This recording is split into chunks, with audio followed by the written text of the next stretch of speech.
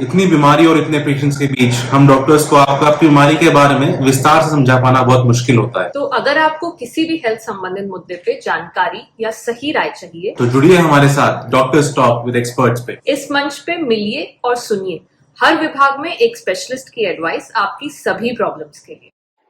तो आज हम डॉक्टर अर्चना दुबे जी से बात करेंगे कि पित्त की थैली के स्टोन्स क्या होते हैं और उनके लक्षण और कारण क्या होते हैं। नमस्कार। आपका प्रश्न है पित्त की थैली में पथरी क्यों बनती है। सबसे पहले संक्षेप में जानते हैं पित्त की थैली क्या है। पित्त की थैली यानी गॉल ब्लैडर एक छोटी सी नाशपाती के आकार का थैलीनुमा अंग है जो लिवर के नीचे पेट में होता है। लिवर में पित्त यानी बाइल जूस बनता है और यह पित्त की थैली में इकट्ठा होता रहता है। जब हम भोजन करते हैं, चर्बी वसा से युक्त फैटी डाइट लेते हैं, जैसे तली हुई भजिया, पूड़ी या फिर केक, पेस्ट्री, पिज्ज़ा, मलाई, मक्खन इत्यादि फैट युक्त भोजन करते हैं, तो उसके पाचन में बाइल या पित्त रस का प्रयोग होता है। भोजन जब अमाशय से आंतों की तरफ चलता है तो पित्त की थैली और लिवर को यह संदेश हार्मोन्स के द्वारा मिलता है कि भोजन को पचाने के लिए बाइल की जरूरत है। गॉल ब्लैडर तुरंत संकुचित होकर बाइल डक्ट यानी पित्त की नलिका से छोटी आंतों में बाइल रस भेजना शुरू कर देता है। कुछ बाइल डायरेक्ट भी लिवर से छोटी आंत में पहुंचता है। यह बाइल हरे से रंग का होता है। यह कोलेस्ट्रॉल, बिलिरुबिन इत्यादि का मिश्रण होता है, जिससे भोजन में जो फैट है उसका एमल्सिफिकेशन हो सके। एमल्सिफिकेशन यानी भोजन में जो फैट या चर्बी होती है उसे पित्त रस बिल्कुल छोटा छोटा कर देता है ताकि अन्य एंजाइम्स उसे आसानी से आंतों में पचा सकें। अब प्रश्न यह आता है कि पित्त की थैली में पथरी आखिर बनती ही क्यों है। कोई भी तरल पदार्थ यदि गाढ़ा होता जाए तो एक क्रिटिकल पॉइंट पर आकर जमने लगेगा।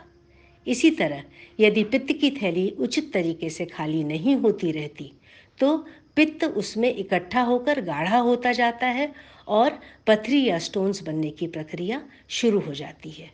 यह पथरी अलग अलग साइज की हो सकती हैं, कभी बिल्कुल रेत की तरह, कभी मोती या मटर के दाने की तरह, कभी एक चीकू या छोटे गेंद की साइज की भी हो सकती हैं। इसका रंग भी अलग अलग हो सकता है, जैसे यदि कोलेस्ट्रॉल की स्टोन्स हैं तो ये हल्के पीले रंग के होंगे और यदि बिलिरुबिन ज़्यादा है स्टोन में तो ये गहरे कत्थई रंग के भी हो सकते हैं। तो चलिए जानते हैं किन लोगों में पित्त की थैली में पथरी बनने यानी गॉल स्टोन्स बनने की संभावना ज़्यादा होती है। वैसे तो महिलाओं और पुरुषों दोनों में ही गॉल स्टोन्स बनते हैं, पर देखा गया है महिलाएं जिनका कि वजन ज़्यादा है, 40 के पार की उम्र की हैं और जो माँ बन चुकी हैं, उनमें गॉल स्टोन्स ज़्यादा बनते हैं। यानी gall stones are common in female 40, fatty and fertile. Gall stones का हमारे खान पान से संबंध है। यदि हमारा भोजन ज़्यादा वसा और स्टार्च से युक्त है, फैट कंटेंट ज़्यादा है, घी तेल ज़्यादा है, तो गॉल स्टोन्स बनने की संभावना ज़्यादा रहती है।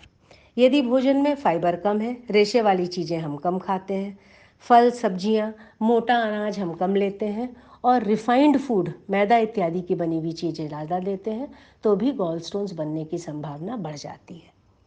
इसी तरह यदि हम समय पर भोजन नहीं करते, हमारी भोजन को लेकर दिनचर्या नियमित नहीं है, समय असमय लंबा गैप देकर भोजन करते हैं, तो भी गॉल स्टोन्स बनने की संभावना बढ़ जाती है।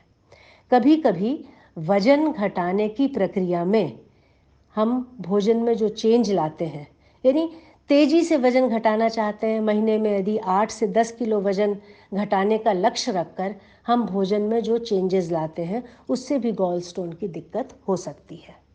इसी तरह कुछ बीमारियां हैं जिनके साथ गॉल स्टोन का संबंध ज़्यादा है, जैसे diabetes, blood disorder, liver diseases.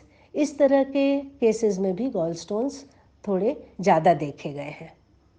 यदि हम हार्मोनल दवाइयाँ लेते हैं, जैसे कि गर्भ निरोधक गोलियाँ इत्यादि, तो भी थोड़ी गॉल स्टोन्स की संभावना बढ़ जाती है।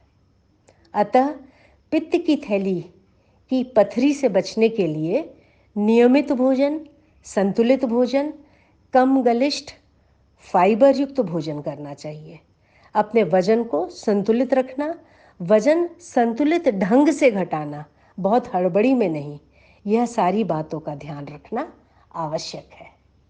धन्यवाद। हम आशा करते हैं कि ये स्पेशलिस्ट एडवाइस आपके लिए फायदेमंद रहेगी। इस विषय से संबंधित आपके जो भी सवाल हैं हमें कमेंट्स में लिख के जरूर बताएं। तो अगर आप अपने स्वास्थ्य को लेकर जागरूक रहना चाहते हैं तो make sure you like and subscribe for all your health related queries.